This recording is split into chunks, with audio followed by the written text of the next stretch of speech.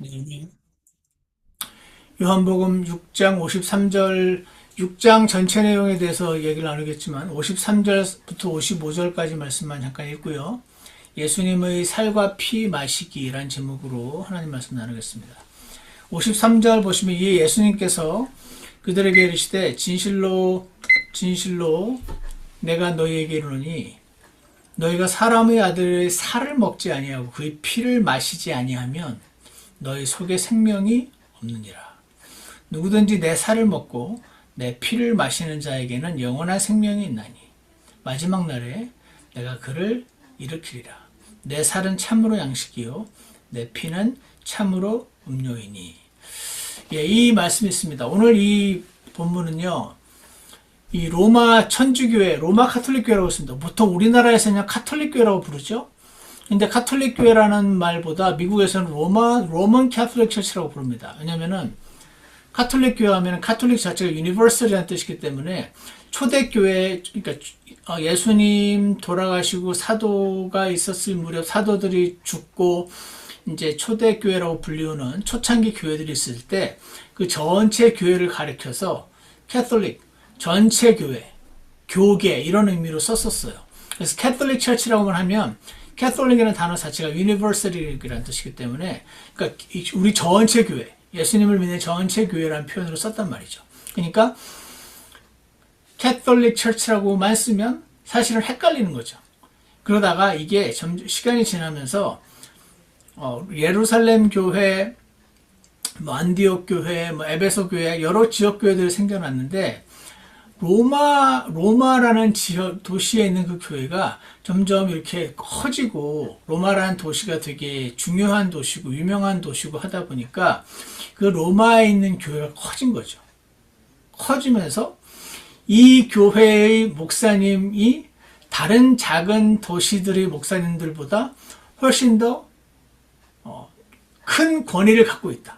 다른 교회들은 이 로마 교회의 말을 들어야 한다는 가르침이 점점 커지면서 이 로마 교회의 목사가 교황이 된 거예요.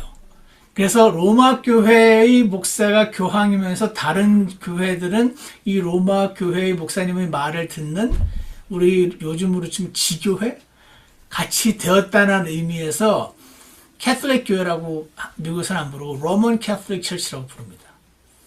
이 교회가 우리가 흔히 아는 카톨릭, 천주교회가 된 겁니다. 점점. 그 온갖 타락한 가르침과 악한 가르침의 온상이 되어서 나중에 종교 개혁자에 이르러서 이제 바뀌게 되는 그런 우리 역사가 있는데 이 로마 천주교회의 성체성사 그들은 매 주일마다 그 앞에 나가서 빵을 받아 먹는 거 아시죠? 그거를 받아 먹어야지 내가 구원을 계속 유지할 수 있다라고 하는 가르침이 그들에게 있거든요. 그래서 오늘 우리가 읽었던 요한복음 6장 말씀이 내 살을 먹고 피를 먹고 이것이 너에게 준 내 살이라 이런 말씀이 있으니까 예수님이 나눠준 이 빵이 진짜 예수님 살이어서 이거를 먹어야만 예수님의 생명을 먹는 거가 되고 그래야만 구원을 유지할 수 있다라는 것처럼 들리기에 딱 좋은 성경 구절이 여기 있는 거죠. 그러니까 이 로마 천주교회의 성체성사가 올바른 가르침이다 라고 말하는 듯이 보이는 본문이 오늘 요한복음 6장 본문입니다. 그리고 이 본문을 어떻게 이제 우리가 조금 살펴보려고 하는데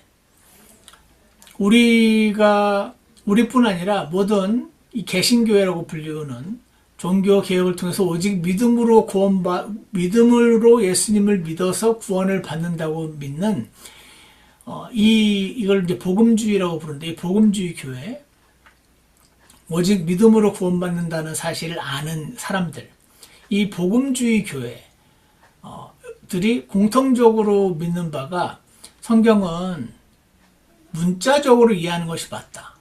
이렇게 다들 믿습니다. 왜냐하면 루터나 그들의 그 개신교회들의 뿌리에 해당되는 루터나 칼빈 이런 사람들이 그렇게 주장했단 말이죠. 왜냐하면은 그 이제 로마 천주교에서는 성경을 너무 영해한다고 그러죠. 영적으로 스피리추얼라이즈 하거나 알레고라이즈 해가지고 굉장히 이상한 가르침들이 많았었기 때문에 그렇지 않다. 성경을 문자 그대로 이해해야 한다라는 것을 가르치면서 루터, 칼빈, 요한 웨슬리 이런 사람들이 성경은 로마 천주교회가 가르치는 이런 성체성사 그리고 침례 혹은 세례 이런 거를 다 받아야 구원을 받는 게 아니고 오직 믿음으로 구원받는다라는 거, 그 가르침이 나오게 된 근본이 성경의 해석은 문자적으로 하는 것이다 하는 거기에서 시작이 됐습니다.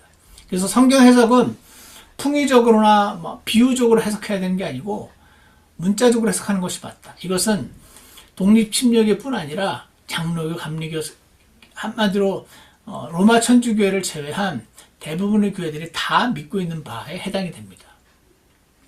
근데 오늘 우리가 읽은 이 구절은요, 성경에 문자적으로 성경을 해석해야 된다는 것 안에는 은유적인 방식으로 기록되어 있는 부분은 은유적으로 이해해야 되고, 한마디로 문자적 해석이라는 거는 figure of speech, 비유법을 무시하는 게 아니다 하는 것을 보여주는 구절이기도 합니다. 자, 그래서 요즘 우리가 이 요한복음 6장 말씀을 새해 들어서 이제 우리가 읽고 있는데, 요한복음 말씀 전체를 읽고 있는데, 이제 이것은 저 혼자 생각이 돼. 마침 이 요한복음 6장에 이것은 내 살과 피요 이런 말씀이 있었던 그날 성도님들이 이렇게 읽고 묵상 구절을 올리지도 않고 너무 조용했어요. 그래서 제가 매번 말씀을 읽고 묵상 글을 올려야 되는 것도 아니고 우연일 수도 있잖아요. 근데 이제 제가 혼자 생각에 이게 여기에 있는 내용이 마치 천주교회의 그 가르침과 같다는 느낌이 들어서 이렇게 뭔가 불편해서 그런 글도 안 올리셨나? 이런 생각이 혼자 들어가지고 이 부분을 오늘 이야기를 좀 나누면 좋겠다는 생각이 좀 들었습니다. 그래서 이번 기회에 잠깐 한번 언급을 하는 게 좋을 것 같아요. 아까 좀 전에도 말씀드린 것처럼 요한복음 우리가 읽었던 만큼 6장의 9절에 내 살을 먹고 내 피를 마시란 이 구절이 이 교회 전체 역사에 있어서 아주 중요한 신학적인 논쟁의 중심에 있었던 그런 장이라고 합니다. 그래서 천주교의 성체성사, 성사라고 하는 게 영어로는 세크로멘트예요. 그래서 성사니까 성스러운 일이란 뜻이잖아요. 근데 이게 사실은 세크로멘트인데 세크로멘트의 뜻은 means of grace라는 뜻이에요. 은혜의 도구. 근데 이걸 더 직접적으로 말하면 means of salvation이라는 뜻입니다. 다시 말해서 우리가 가끔씩 하는 그 주의 만찬과 비슷해 보이는, 하지만 천주교에서는 매 주일마다 먹고 하는 이 빵이 means of salvation, 구원의 도구다라는 뜻입니다. 성체, 성사라는 그런 뜻입니다. 그러니까 이 매 주일마다 그 신부님이 주는 이 빵을 받아 먹어야 내가 믿은 구원을 유지할 수 있지, 이 받아 먹는 거를 끊으면 내가 한번 구원받은 게 영원히 구원받은 게 아니라 계속해서 이거를 받아 먹으면서 유지를 해야 한다는 가르침이 로마 천주교의 가르침이었던 거예요. 자, 그래서요, 그래서 성체성사라고 부릅니다. 그래서 독립침례교회를 비롯한 일반 남침례교회도 마찬가지고, 예수님의 그 살과 피를 받아 마시라 하는 이 말씀에 따라 우리도 하고 있잖아요. 근데 이것이 구원과는 전혀 상관없다는 의미로 대부분의 개신교회나 침례교회에서들은 이거는 성사가 아니고 그냥 주의 만찬이라고 부릅니다. 성사다라는 그 단어 자체에 이것이 means of salvation, 구원의 도구가 된다는 개념이 내포가 되어 있기 때문에 굳이 그 단어를 안 쓰려고 하죠. 그래서 우리는 주의 만찬이라고 부르는 거예요.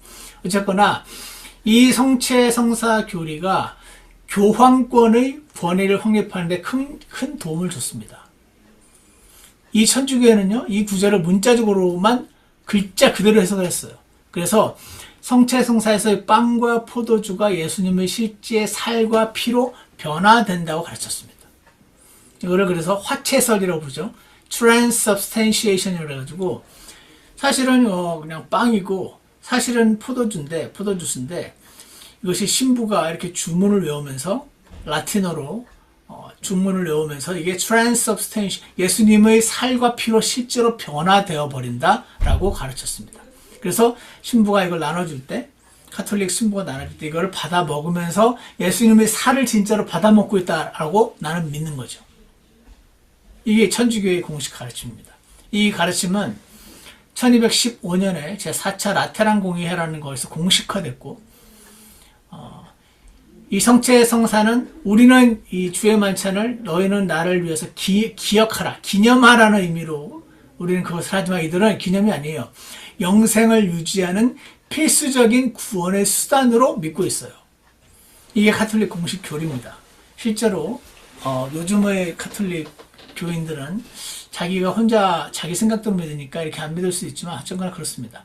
그래가지고 이 요한복음 6장에 있는 방금 읽었던 예를 들어서 51절 나는 하늘로부터 내려오는 살아있는 빵이다. 성경을 문자적으로 이해하니까 진짜 예수님 빵이라는 뜻이군요. 사람이 이 빵을 먹으면 예수님 살을 뜯어 먹으면 영원히 살리라. 그러면서 53절에서 너희가 사람의 아들의 살을 먹지 않으며 그의 피를 마셔야 생명이 있다. 이 말씀이 문자적으로 이건 봐야 된다. 이렇게 이제 천주교에서 주장을 했겠죠. 그러다 보니까 제가 가끔 얘기했죠. 독일에 하인리히 4세라는 사람이 다스리던 시절에 교황 그레고리오스 7세라는 사람이 교황이었어요. 근데 이들 사이에 권력 투쟁이 있었으니 이것이 그 역사에 나오는 유명한 카노사의 굴욕이라고 하는 그런 것이 있어요.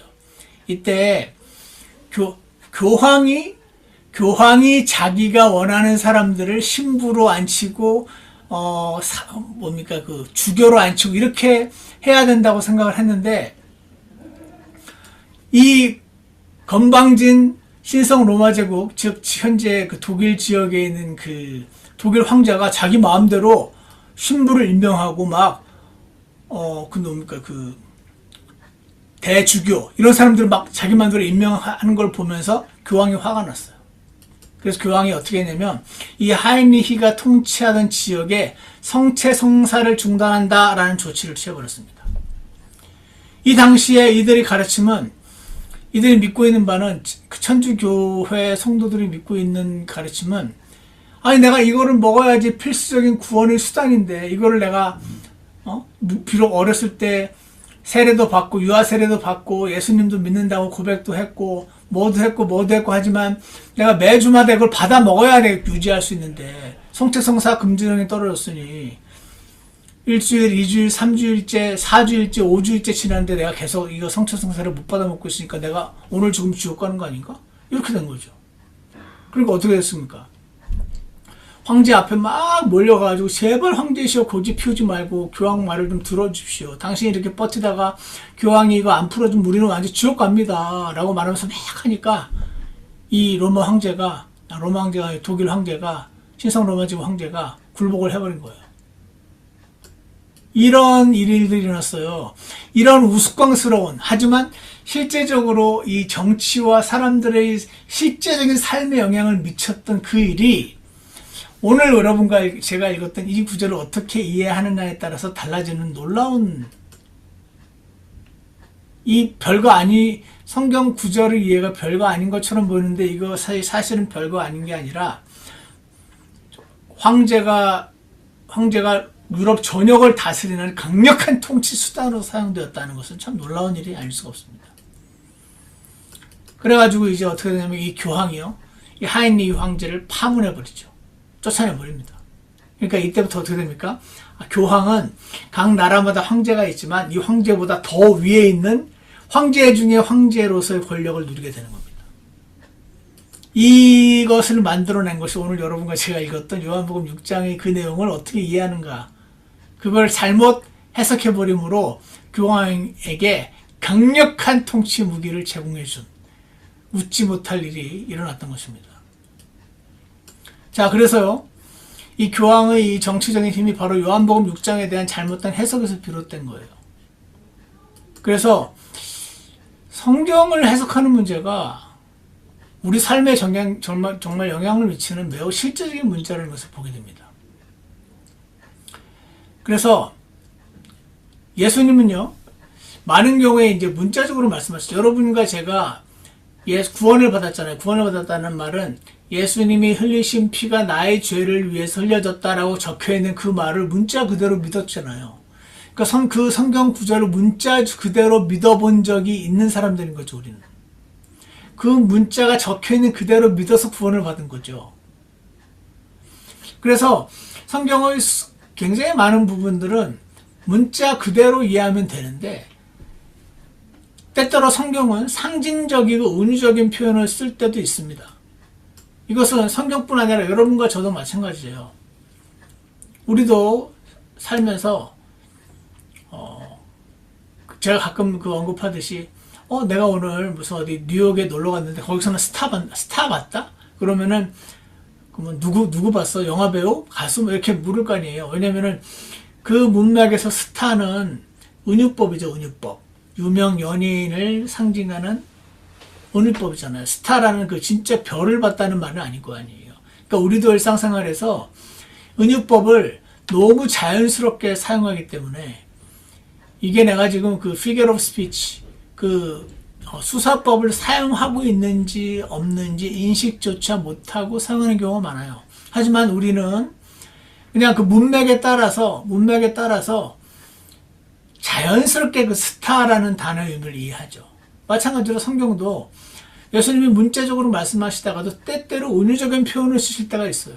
그때 우리는 문맥을 보면서 자연스럽게 은유적으로 쓰신 부분은 은유적으로 이해하고 문자적으로 쓰신 분은 문자적으로 이해하고 이렇게 하면 되는 겁니다. 그래서 오늘 문맥을 잘 살펴보면요, 오늘 여기 요한복음 6장 어디에 보시냐면은 10절 여기 보시면 이제 오병이어 장면이 나옵니다. 요한복음 6장 10절에 수가 5,000명 되고 빵을 집으사 오병이어를 떼어주시고 하는 장면이 요한복음 8절 6장 8절부터 14절까지 이렇게 쭉 나와요. 그래서 이제 예수님이 빵으로 오병이어의 기적으로 수천 명을 먹이신 기적이 있었죠. 그랬는데 15절을 보세요. 그러므로 그들이 억지로 와서 자기를 데려다가 왕으로 삼으려는 것을 예수님께서 아시고 다시 혼자 산으로 떠나가시니라 이렇게 됐습니다. 여러분, 예수님이요, 여기서 그 오병이어의 기적을 일으키신 것은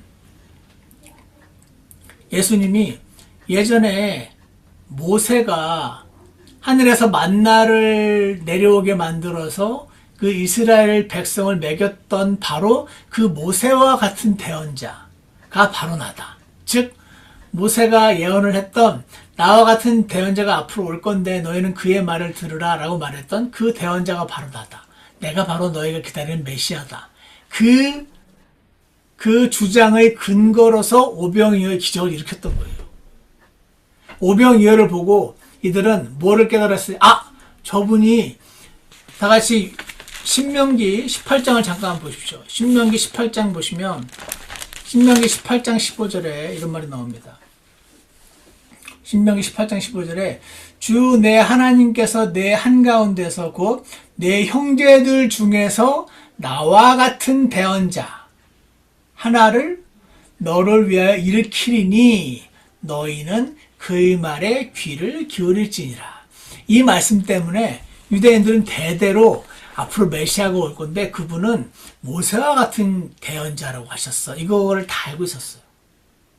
그러니까 오병이어의 기적을 일으켰을 때 좀 아는 사람들은 옛날에 모세가 하늘에서 만나를 빵을 통해서 다 먹였었는데 이분이 그 모세와 같은 대언자네? 이거를 깨달았어야 되는 거죠. 그러니까 보세요. 14절. 그때 그 사람들이 예수님께서 행하신 그 기적을 보고 이분은 진실로 세상에 오실 그 대언자, 신명기 18장 15절에 있었던 나와 같은 모세와 같은 그 대언자로다 하고 깨달았던 사람이 있었다 없었다? 있었다. 이 오병이어의 기적을 보고 어떤 사람들은 아싸, 이분을 따라다니게 하면 우리가 계속 빵을 먹을 수 있겠구나. 이렇게 생각했던 사람들이 있었고, 왜냐면 빵 5개로 이렇게 많은 사람을 먹일 수 있으니 나는 이분만 그냥 열심히 쫓아다니면 나한테 계속 빵을 먹여주시겠구나. 이분만 쫓아다니면 나는 이제 먹고 살 문제는 걱정이 없겠구나. 이분만 쫓아다니면 나는 이제 레이오프 될 일도 없고, 레이오프 됐더라도 나는 도로 금방 붙을 것이고, 내가 사업을 망했어도 이분만 붙어있으면 다시 사업을 하면 사업이 막 번성하게 하겠구나. 이분 예수님을 열심히 믿으면 내가 부자가 되고 먹고 사는 문제가 해결되겠구나 라고 생각하는 사람들도 있었던 반면, 원래 예수님의 목적 그대로 이 오병이어의 기적을 보고 모세와 같은 대언자네? 이분이 메시아 맞네? 라고 예수님을 믿었던 사람도 있는 거예요. 이해가시죠? 오병이어의 기적은요, 여러분, 그거 자체가 대단한 기적인 것도 기적이지만 그게 중요한 게 아니었습니다. 예수님이 모세와 같은 대언자라고 약속된 메시아의 증거로서 지금 베푸셨던 기적인 거예요. 그러니까 14절에 보면은 그걸 보고 실제로 깨닫고 예수를 믿은 사람들이 있었던 거죠. 반면에 15절, 그들이 와서 억지로 자기를 데려다가 왕으로 삼으려는 것을 아시고, 그들 중 일부는요, 이분이 왕이 되면 우리가 잘 먹고 잘 살겠구나 라고 생각을 한 거죠. 이들은요, 여러분, 우리는 이들을 그렇게 막 너무 뭐라고 할 수 없어요. 왜냐면 먹고 사는 문제가 어렵거든요. 이들이 보기에 이분이 오면 우리가 먹고 살 수 있겠구나. 내가 이분을 열심히 잘 믿으면 내가 부자가 되겠구나. 이렇게 생각했던 사람들이 있었던 거예요. 근데 이게 예수님 보시기에 예수님이 그리 기뻐하지 않으셨었던 것을 알 수가 있습니다. 왜냐면요, 26절에서 뭐라 그러세요? 26절 보세요. 예수님께 그들에게 대답하여 이르시되 진실로 진실로 내가 너희에게 이르노니 너희가 나를 찾는 것은 너희가 기적들을 보았기 때문이 아니요. 이 말이 무슨 말입니까? 그 기적이 내가 모세와 같은 대언자, 즉 너희가 기다리고 있던 메시아였음을 깨달았기 때문이 아니라 너희가 빵을 먹고 배불렀기 때문이라. 그러니까 두 그룹의 사람이 있었던 겁니다. 예수님이 오병이어의 기적을 보고 저분이 신명기 18장 15절에 있는 그 모세와 같은 대언자 맞네, 메시아네, 저분을 믿어야 우리가 하나님 왕국에 들어가겠구나. 그분을 믿었던 사람이 있었던 반면, 제가 생각할 때 더 많은 사람들은 그게 별로 관심이 없었어요. 하나님의 왕국에 들어가고 안 들어가고 별로 관심이 없어요. 지금 당장 먹고 사는 게 중요한 거죠. 사실 이분들을 뭐라고 막 비난할 수는 없어요. 먹고 사는 게 너무 어렵고 힘드니까. 근데 예수님이 여기 보시면, 내가 이 기적을 일으킨 목적은 너희가 나를 믿으면 앞으로 잘 먹고 잘 살 거다. 물론 내가 일부러 나를 믿으면 못 먹고 못 살게 하진 않겠지. 하지만 그게 목적이 아니었다. 지금 그 얘기를 해주시고 있는 거예요. 그러면서 빵을 먹고 배불렀기 때문에 너희가 지금 나를 따르고 있다. 예수님 믿으면 내가 모든 일이 술술 잘 풀리고 잘 먹고 잘 살게 되고 이렇게 될 거라고 생각하고 이들이 믿었다. 그러면 안 되는데, 나는 너희를 그렇게 해주려고 지금 이런 기적을 일으키고 한 게 아닌데 라고 얘기하시고 있는 거예요. 그러니까 바로 다음 절에서 썩어 없어지는 양식을 위해 수고하지 말고 영존하는 생명이 되도록 항상 있는 그 양식을 위해 수고하라 그러시면서 하신 말씀이 나오는 겁니다. 이런 맥락에서 지금 빵을 먹고 예수님이 빵을 만들어낸 기적을 일으켰다면, 예수님 따라다니까 빵이 막 나오네? 이분만 따라다니면 나는 먹고 사는 문제 지정 없겠네. 나를 잘 먹고 잘 살게 해주시겠네. 이렇게 생각하고 예수님을 따르면, 그는 예수님이 그에게 잘 먹고 잘 살게 안 하시면, 예수님을 열심히 믿었는데 회사에서 잘리거나, 예수님을 열심히 믿었는데 사업이 망하거나, 그러면요, 실족해서 예수님을 떠나게 될 거거든요. 예수님은 그런 약속을 하시는 게 아니었는데 혼자 생각한 거예요. 혼자. 이분을 따르면 내가 먹고 사는 문제가 걱정 없겠구나. 그래서 예수님 말씀하시는 겁니다. 썩어 없어지는 양식 중요하지. 근데 그거를 위해 수고하지 말라고 지금 하시는 말씀이 27절에 나오는 겁니다. 그러면서 보세요. 여기에 요한복음 28절 29절 보세요. 자, 여기서 29절. 예수님께서 그들에게 대답하여 이르시되 하나님께서 보내신 자를 믿는 것, 이것이 하나님의 일이다. 여기 하나님을 믿으라고 얘기하는 거예요. 그러니까 보세요. 내가 이 빵의 기적을 일으킨 거는 내가 너희가 기다리던 메시아라는 증거다. 즉, 이 빵의 기적을 보고 너희는 나를 믿으면 되는 거다. 그 얘기를 하시는 거죠. 왜냐면 이들이 예수님을 믿는 것보다 이분 따라다니면 내가 먹고 사는 문제가 해결됐구나 이렇게 생각했었으니까. 그러면서 30절 그들이 그분께 이르시되 그러면 선생님께서 우리에게 무슨 표적을 보이사 우리가 보고 선생님을 믿게 하시겠나이까. 지금 계속 예수님이 진짜로 그 오시기로 했던 그 메시아 맞습니까? 그거를 믿는 문제를 지금 얘기하시고 있는 거예요. 아시겠죠? 35절도 보세요. 예수님께서 그들에게 이르시되 내가 곧 생명의 빵이니. 여기에 이제 예수님이 내가 진짜 빵이야. 날 뜯어먹으면 막 달콤하고 날 뜯어먹으면 배가 불러질 거야. 그 말 하시는 게 아닐 거 아닙니까? 당연히. 그러잖아요. 은유법이죠. 은유법. 나는 생명의 빵과 같은 존재다. 빵을 먹으면 배가 불러지듯이 나를 믿으면 너의 영적인 생명이 배가 불러질 거다. 그 얘기를 해주시는 의미에서 나는 생명의 빵이라고 은유법을 사용하신 거지. 난 진짜로 빵이야. 밀가루로 만들어서 뭐 이스트 넣어서 막 부풀어 올라서 나를 먹으면 달콤하고 진짜로 배가 불러 터지게 되고 막 그런 의미가 당연히 아닐 거 아닙니까? 이게 은유법이라는 거는 뭐 초등학교 몇 학년만 돼도 알 겁니다. 그래서 뭐라고 하십니까? 내게 오는 자는 빵을 먹는 건 내게 오는 걸 말하는구나. 결코 줄이지 아니할 것이요. 빵을 원래 진짜 피지컬 빵을 먹으면 배가 안 고프잖아요. 마찬가지로 너희들은 내게 오면 그러니까 빵을 먹는 예수님이 내가 빵이다 그러면서 빵을 먹고 내 살을 먹는다는 것은 나를 믿고 나에게 다가오는 거 그거를 상징적으로 은혜적으로 표현한 것이라는 걸 알 수가 있는 거죠. 그러면서 그 다음 프레이즈도 나를 믿는 자는 결코 목마르지 아니하리라. 지금 예수님은요. 마침 빵 얘기가 나와서 빵 때문에 오해하고 했던 이 백성들에게 지금 자신을 빵이라고 그들이 이렇게 확 와닿게 이게 도대체 무슨 말이야 하는 생각이 들게 확 와닿게 해가지고 나를 믿고 나한테 나오는 자는 내가 영적인 생명을 줄게. 지금 그 얘기를 지금 빵이라는 단어를 은유적인 표현으로 사용해서 하시고 있다는 것을 보면 알 수가 있어요. 36절 너희도 나를 보았을 때 믿지 아니하다. 지금 이들이 예수님을 보고 예수님이 오병이어의 기적을 일으키는데도 불구하고 이분이 메시아구나라는 걸 믿기는커녕 아싸 이분을 따라다니면 내가 이제 먹고 살 문제가 해결이 되겠구나 이렇게 생각하고 있으니까 나를 믿지 않는다고 얘기하시는 겁니다. 37절 아버지께서 내게 주시는 모든 자는 내게로 올 것이요. 그러니까 믿는 빵을 먹는다는 것은 예수님을 믿고 예수님께로 오는 거.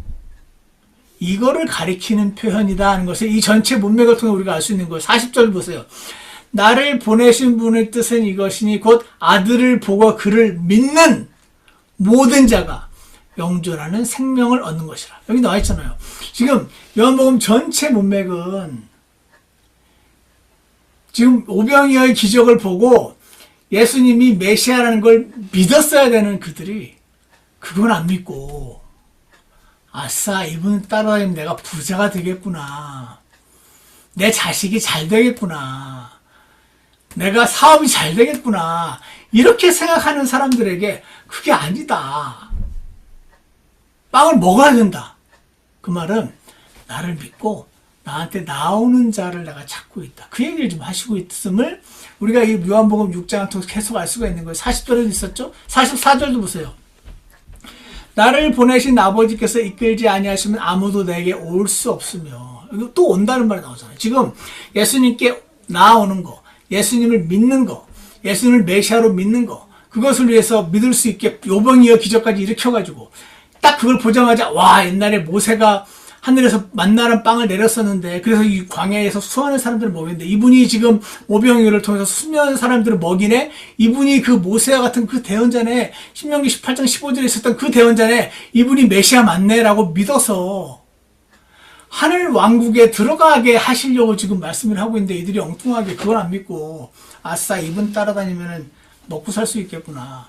빨리 이분을 우리 왕으로 세워가지고 우리 전체 다 계속 빵 만들어내는 마치 그 황금알을 낳는 거위처럼 빵 만들어내는 공장처럼 예수님을 사용하고 싶어가지고 했던 자들에게 지금 나를 믿으라는 말을 하고 있는 거다. 그 얘기를 예수님 보시면 가끔 충격적인 표현을 써가지고 깜짝 놀라게, 이게 무슨 소리야? 살을 먹으라는 게 무슨 말이야? 우리가 식인종이야? 이게 무슨 말이야? 라고 이상하게 여기게 만들어서 무슨 말인지 물어보고 와서 찾아보고 하다 보면은 지금 우리가 예수님을 믿어야 되는 거구나, 메시아로. 그거를 믿게 하시려고 가끔씩 이렇게 충격적인 단어를 쓰시는 거예요. 그런 것도 있었죠. 예수님께서 이 성전을 헐라 내가 사흘 만에 다시 세우리니, 이렇게 얘기하셨단 말이에요. 그때 사람들 그때도 깜짝 놀랐어요. 이 해로 성전을 헐라고? 이 성전을 짓는다면 46년이 걸렸는데 이 성전을 헐라고? 3일 만에 세운다고? 이게 도대체 무슨 말이야? 라고 했을 때 그 뒤에 나오잖아요. 이것은 예수님이 자기 몸인 성전에 대해서 말한 것이라.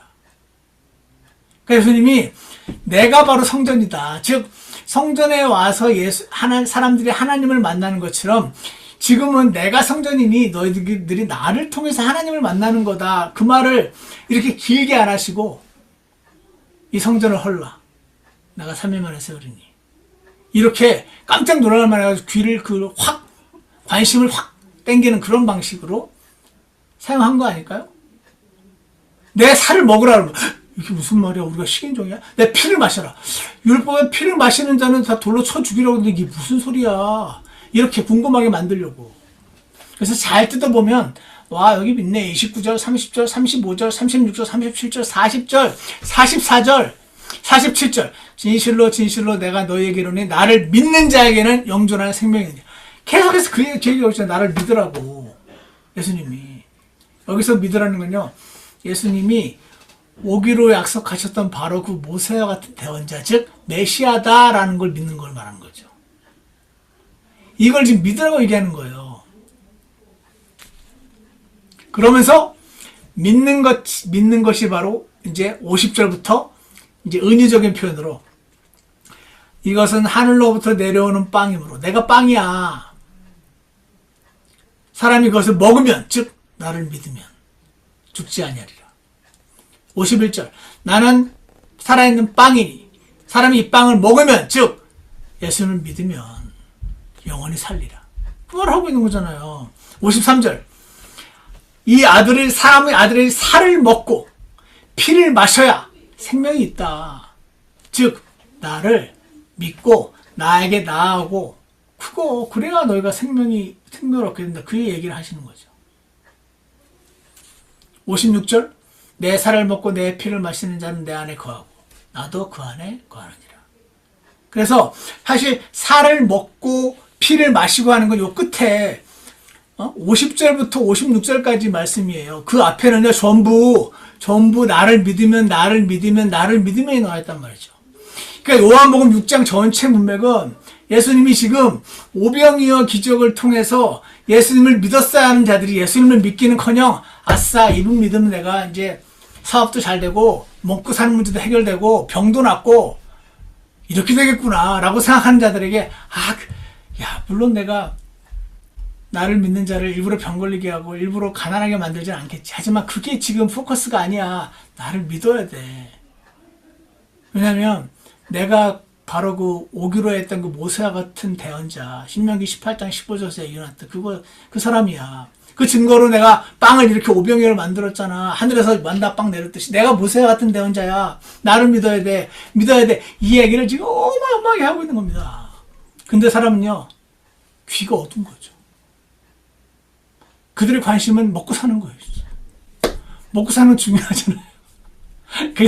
저는 뭐라고 할 수는 없어요. 전 너무 이해가 가요. 이들의 그 귀가 닫혀 있는 게. 어떻게 하면 병이 나을 것인가, 어떻게 하면 먹고 살 수 있을 것인가, 관심이 갇혀 있는 사람들이 예수님이 하시는 말들은 얄듯 하면서도 모르는 말로 들렸던 겁니다. 그래서 충격적인 표현을 써서라도 이들의 귀를 열게 하시려고 이 말을 하신 거죠.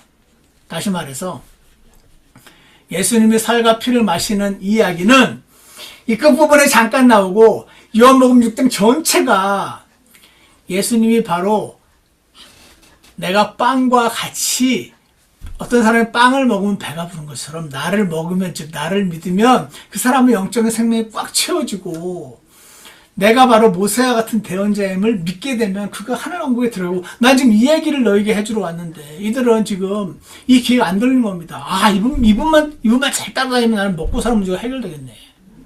한 달에 10,000불씩은 들어올 수 있겠네. 이 생각이 드니까 그 상황에서 지금 이 얘기가 나온 거예요. 그런데 이걸 가지고 성체성사를 만들어내는 일을 한 겁니다. 근데 지금 이거를 제가 이렇게 알고 여러분 설명을 해서 그렇지, 그냥만 들으면, 여기 천주교의 성체성사가 강력한 근거지 구절에 있는데, 진짜로 우리가 예수님을 믿기만 하면 구원받는 게 아니라 매주마다 성체성사 해야 되는 게 아닌가? 이렇게 착각하기 쉽게, 오해하기 쉽게 써 있으나, 성경을 차근차근 잘 보면, 문맥을 보면, 그 먹고 마신다는 것이, 예수님이 실제로 살을 뜯어먹고 식인 정도 아니고 피를 막 마시고, 성경에 피 마시면 안 된다고 되어 있단 말이죠. 일반적인 피는 안 되고 예수님 피는 되나 보지 뭐. 이렇게 생각하게 만든 거예요, 천주교 그 교황이. 그래서 transubstantiation이라는 이상한 단어를 만들어낸 거예요. 내가 신부가 앞에서 이렇게 이 포도주를 나눠주면서 라틴어로 뭐라고 주문을 외우면 이게 예수님의 피로 확 바뀐다. 그러니까 그들은 이걸 받아 먹어서 나는 지금 예수님 피를 받아 먹고 있는 거야. 나를 구원을 유지하고 있는 거야. 이거 안 받아 먹으면 나는 구원을 잃어버릴 수 있어. 근데 우리나라 왕이 교황 말 안 듣고 성체성사 금지당해가지고 우리가 지금 죽게 생겼네. 그래가지고 교황이 이걸 가지고 나라를 좌지우지하고 왕을 폐위하고, 우리나라 대통령을요, 지금 김수환 추기경 아니죠. 뭐 옛날에 우리 있었잖아요. 김수환 추기경을 비롯해가지고 우리나라 윤석열 대통령이 말 안 듣는다고 교황에서 우리나라 성체성사 금지하면은 지금 우리나라 천주교에서도 우리 대통령이 말 안 들으면 우리나라가 우리 지금 천주교 시대 다 죽게 생겼다고 막 뭐라고 하면은 그런 거 만들어냈던 거예요. 그런 말도 안 되는 우스꽝스러운 그 일이 바로 이 성경에서 우리가 읽었던 이 구절이 이 문맥에서 어떻게 이해해야 되는지를 보지 않고 글자만 가지고 오면 그런 일들이 생길 수 있었다는 것입니다. 결론은 뭡니까? 결론은 성경을요, 문자적으로 믿는 거 맞아요. 근데 문자적으로 믿는다는 거는 무조건 문자적으로만 믿는 게 아니죠. 아시잖아요. 예를 들어서 성경에 하나님이 주는 나의 반석이 싫어할 때 하나님이 돌덩어리라는 뜻이 아닐 거 아닙니까? 나의 반석이란 말은 반석처럼 흔들리지 않고 그분을 믿기만 하면 나는 흔들리지 않아. 어떤 위험한 일이 있어도 나는, 다른 사람들은 다 떠내려가도 나는 안전해. 그렇게 나를 지켜주신다는 거지. 하나님 돌덩어리라는 뜻이 아닐 거 아닙니까? 그러니까 어떤 경우는 상징과 은유를 사용하셨으니 그거 그렇게 이해하는 거예요. 왜냐면 우리도 말할 때 그렇게 하거든요. 우리도 말할 때 인식도 못하고 나도 모르게 은유법을 쓴다니까요. 나도 모르게 과장법 나 배고파 죽을 뻔했다 그러잖아요. 죽긴 뭐 가지고 안 죽어요.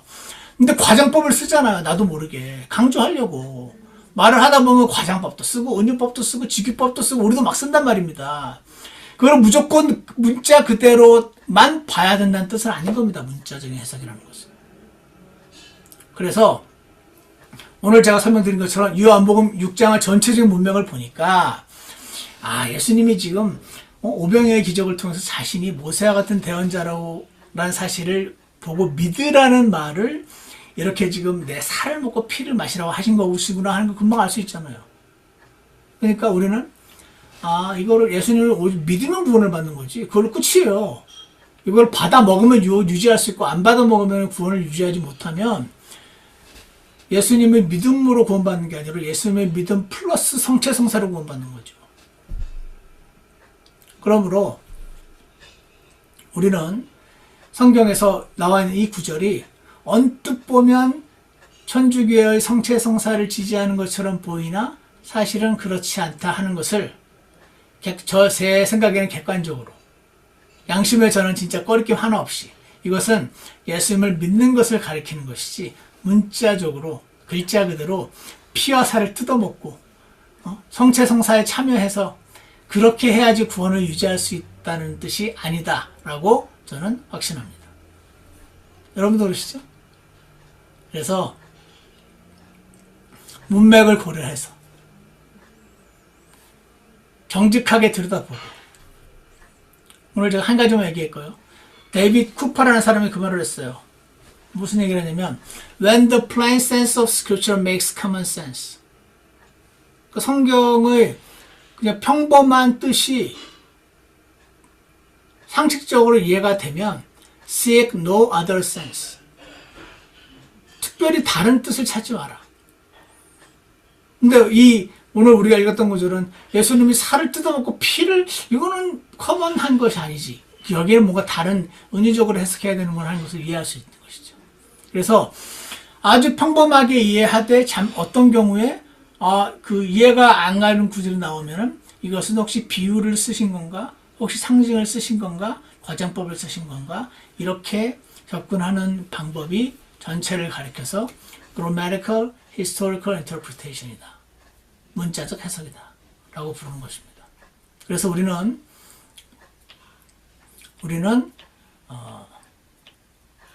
문자적으로 이해할 부분을 문자적으로 이해하고 은유적으로 이해할 부분은 은유적으로 이해하는 해석법이 건강한 해석법이다. 반면에 문자적으로 이해할 부분은 은유로 이해하고, 지금 여기처럼 은유적으로 이해할 부분을 문자적으로 받아들이게 되면 로마 천주교회처럼 그 대가가 상상을 초월할 만큼 크다라는 것을 기억하고 주님 앞에 겸손하게 나가셔서, 주님, 제가 천주교회처럼 은유로 이해할 거를 문자로 이해하지 않고, 오늘 제가 이 분량상 빠뜨렸지만 오리겐이라는 사람이 있었어요. 오리겐처럼 당연히 문자로 이해해야 될 거는 오히려 또 은유적으로 이해함으로써 성경 전체를 엉망진창 혼란으로 이해하지 않고 정직하게 이해할 수 있도록 저를 도와주세요. 이렇게 주님 앞에 나아가시기를 원합니다. 예수님의 살과 피를 마시는 것은 따라서 성체성사에 참여하는 것이 아니라 예수님을 믿고 그분께 나아가는 것이 분명하니, 오늘도 저와 여러분이 예수님을 이미 믿은 사람들로서 이 말씀을 통해서 하나님께 계속해서 나아갈 때, 기도로 나아가고 주님 앞에 이렇게 나아갈 때 그분께서 우리를 영적으로 충만하게 배부르게 채워줄 것임을 믿고 그렇게 나아가는 저와 여러분이 되기를 간절히 원합니다. 기도하겠습니다. 선하신 하나님 아버지, 감사합니다. 기록된 하나님 말씀을 온전히 잘 이해할 수 있도록 문맥을 잘 살피고 하나님이 기록하신 목적을 잘 살펴가며 이해하는 저희가 될 수 있도록 그렇게 축복하여 주시옵소서. 예수님 이름으로 기도드렸습니다. 우리 찬송과 같이 한번 부르겠습니다.